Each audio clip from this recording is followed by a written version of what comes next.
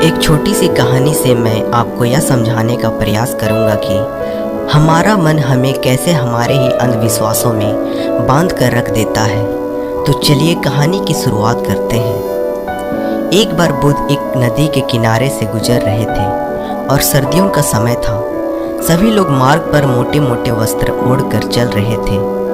तभी बुद्ध की नज़र एक व्यक्ति पर पड़ती है जो नदी के ठंडे पानी में डुबकी लगा रहा होता है। बुद्ध उस व्यक्ति को देखकर थोड़ा आश्चर्यचकित हो जाते हैं, क्योंकि वह व्यक्ति काँप भी रहा था और नहा भी रहा था। बुद्ध उस व्यक्ति से इतनी ठंड में नदी में डुबकी लगाने का कारण पूछते हैं। फिर वह व्यक्ति बुद्ध को बताता है कि वह सुबह सुबह नदी में नहा धोकर पूजा के लिए जा रहा था।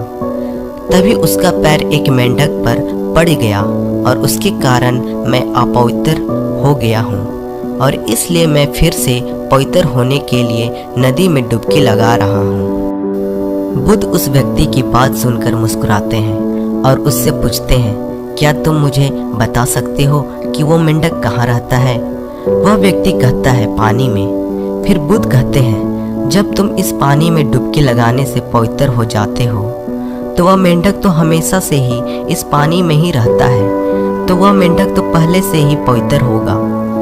उसके छूने से तुम अपवित्र कैसे हो सकते हो? उस व्यक्ति को बुद्ध की बात जचती है और वह पानी के बाहर आ जाता है।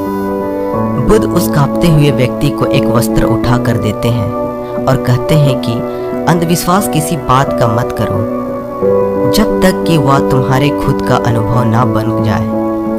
फिर बुद्ध कहते हैं कि मनुष्य अपने मन के कारण ही दुख पाता है और जो चीज़ें अपवित्र हैं उन्हें तो वह अपवित्र नहीं मानता, लेकिन जो चीज़ें पवित्र हैं उन्हें वह अपवित्र मानता है। जैसे कि लोग नशा करते हैं, वे विचार करते हैं और एक दूसरे से घृणा का भाव भी रखते हैं, लेकिन इन्हें वो अपवित्र नहीं मानते।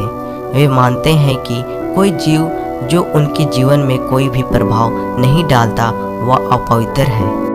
मनुष्य हमेशा अंधविश्वासों में जीता है, जिसके कारण वो पूरे जीवन अच्छे से जीवन जी ही नहीं पाता।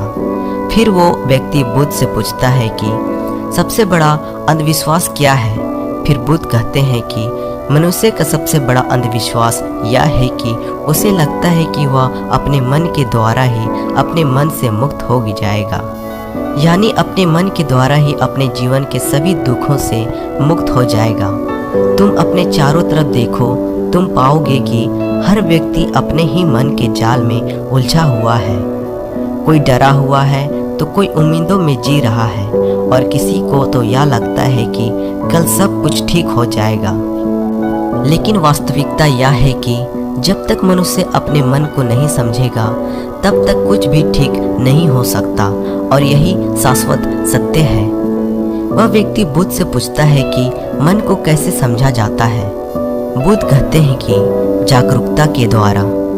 पूरे दिन में जब भी याद आए जागरूक होकर देखो कि तुम्हारा मन तुमसे क्या करवा रहा है। तुम्हारा मन बार बार तुम्हें भुलाने का प्रयास करेगा, लेकिन तुम्हें बार बार प्रयास करते रहना है। तुम्हें दिन में यह बार बार देखना है कि क्या तुम उसी रास्ते पर जा रहे हो जो तुम्हें वहां तक पहुंचाएगा जहां तुम जाना चाहते हो, क्योंकि यही सूत्र है अपने मन को समझकर मन से मुक्त हो जाने का।